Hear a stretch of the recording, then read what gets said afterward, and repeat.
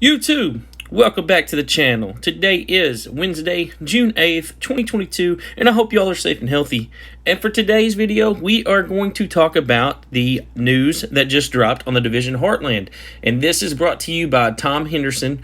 This is an ongoing trend. He seems to be dropping a lot of the information on this game. The website's going to be tryhardguides.com, and I will leave a link to that in the description. And we are just going to read through this article. So it says, the Division Heartland to feature 4 game modes, crossplay, and more. The Division Heartland will feature a total of 4 game modes according to sources. Several months ago, I revealed in an exclusive Xfire article some key details on the Division Heartland. Details included 2 game modes, the map, base of operations, and more. Sources have since provided additional key details on the game, including that the game will now have 4 modes instead of 2. We already know of these 2 modes, with one mode being named Excursion and the other being named Storm. Here's a brief overview of all 4 modes coming to the Division Heartland. Excursion, which was previously leaked as Expedition, is a PvE mode that is aimed to get you prepared for Storm. In this mode, players need to scavenge, loot, explore, and survive against enemy AI with the objective of extracting from the map via helicopter. Several people had implied that Excursion is essentially the tutorial mode of Storm, where players can get familiar with the map and mode's concept before going against other players.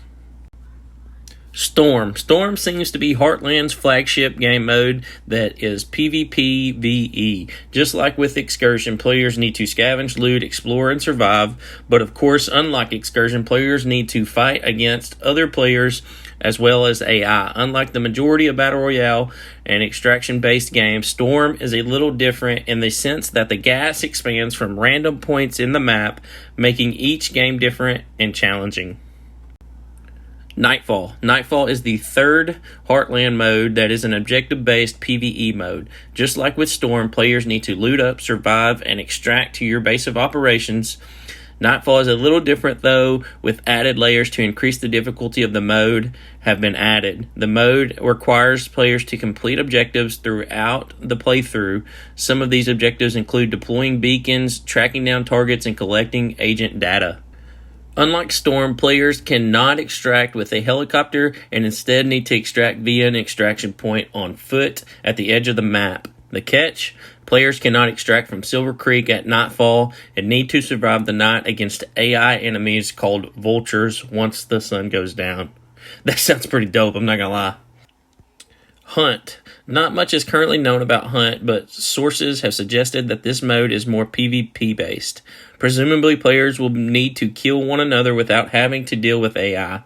In addition to these new modes, sources have confirmed several other key details, including that the Division Heartland will feature crossplay and it's currently in active testing.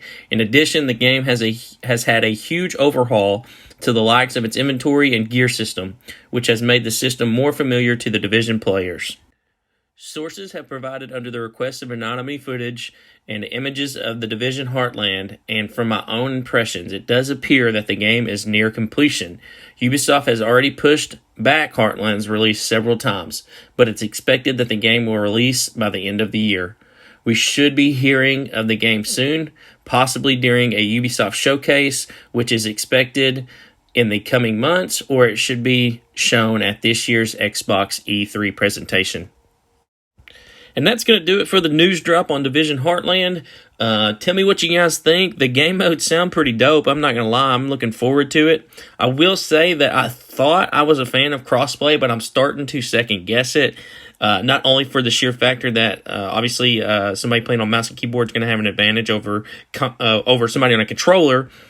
I could overlook that. But as somebody who played Warzone and stuff like that was crossplay in a Battle Royale style game, there were so many hackers on PC, and it's made the game a awful experience. So that is my opinion on the crossplay. You guys tell me what you think in the comments. Leave me a like. Don't forget to check out the article. The link will be in the description, and be sure to subscribe for more content in the future. We will see you guys in the next video.